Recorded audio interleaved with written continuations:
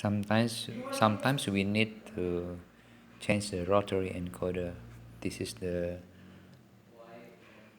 differential rotary encoder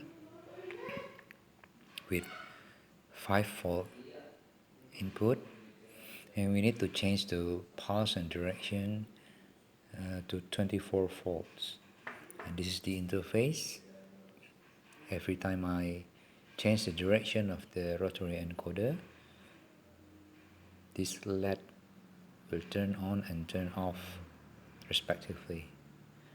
This LED shows the pulse of the encoder. I will show you. When I turn left, these two LEDs turn on. This is the direction and this is the pulse. When I turn right,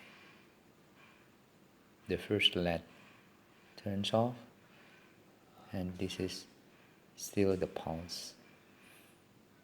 This pin is for the direction, and this pin is for the pulse, and this is isolated from 5-volt to 24-volt.